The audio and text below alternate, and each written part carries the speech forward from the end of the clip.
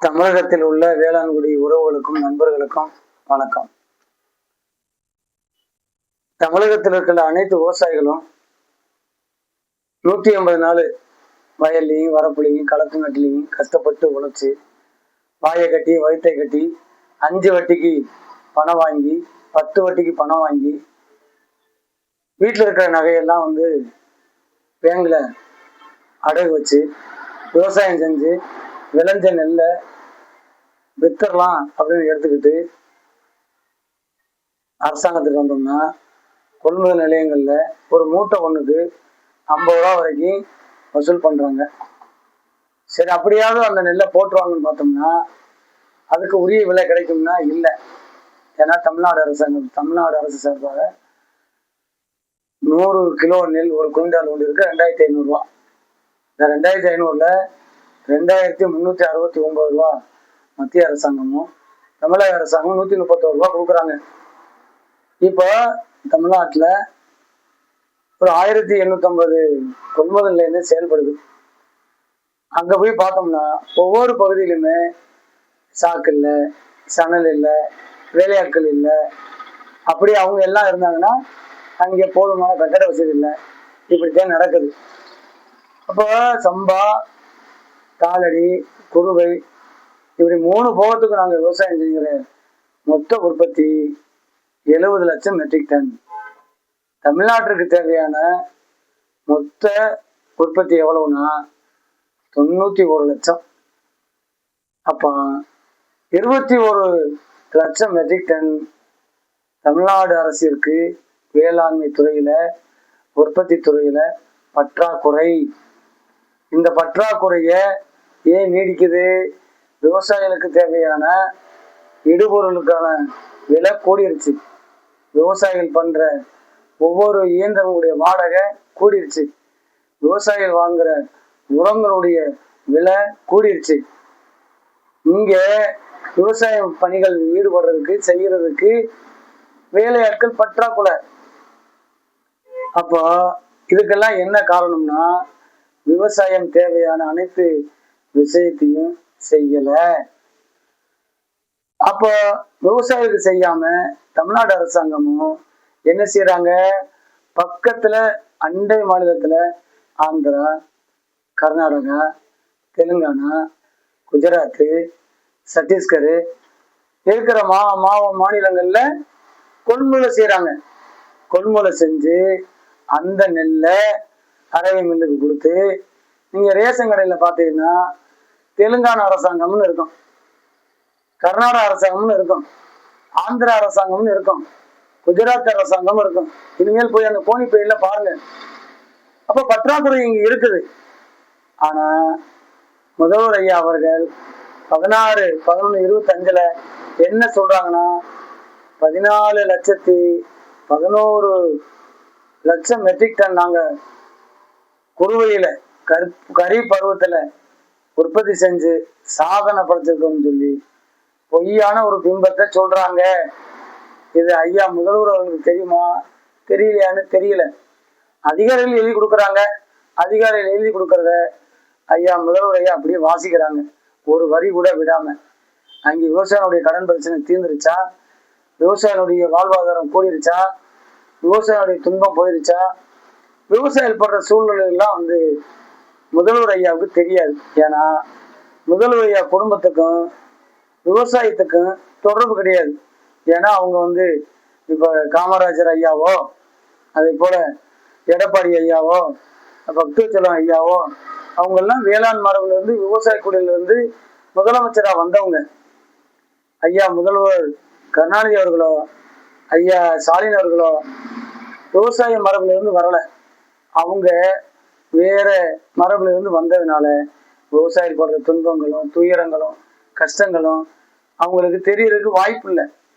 சரி, அவங்கதான் அப்படி இருக்காங்கன்னா இங்க வேளாண் துறையில பணி அமர்த்துறாங்க அந்த உயர்மட்ட துறை அதிகாரிகள், அவங்களாவது வேளாண் துறை சார்பா இருக்காங்களா, அல்லது வேளாண் மரபு சார்பா இருக்காங்களா, அல்லது வேளாண் குடி சார்பா பணி அமர்த்துறாங்களா? இல்லை. அதனால விவசாயிகள் படுற கஷ்டம் தெரியாது. தமிழ்நாட்டுல குறிப்பா பல்வேறு மாவட்டங்கள்ல மிளகாய் உற்பத்தி செய்யறாங்க. மிளகாய் உற்பத்தி செஞ்ச மிளகாயை கொள்முதல் செஞ்சிருக்காங்களா? அதுக்கான திட்டம் தமிழ்நாடு அரசு இருக்கா? அல்லது வேளாண்மை துறையிட்ட இருக்கா? அல்லது தோட்டக்கலைத்துறையில இருக்கா? இல்லையே. ஆனாலும் ஒரு பொய்யான மாய பிம்பத்தை கட்டமைக்கிறாங்க.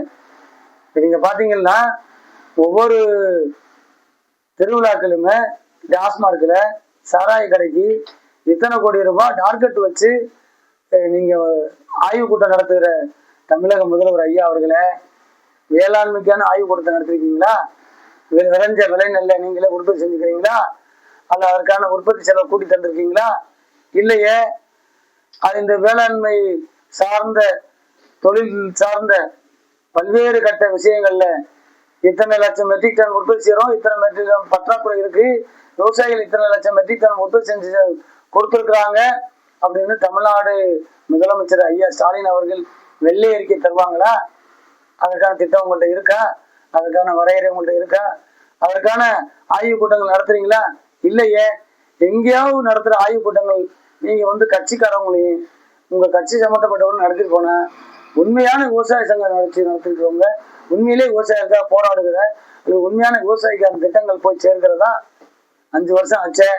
நீங்க ஆட்சிக்கு வந்த உடனே அத்தனை கடனை நீக்கணும்னு சொன்னீங்களே, எத்தனை விவசாயிகள் வாங்கின கூட்டுறவு கடன்களை, தேசிய வாங்கின கடன்களை தள்ளுபடி செஞ்சிருக்கீங்க?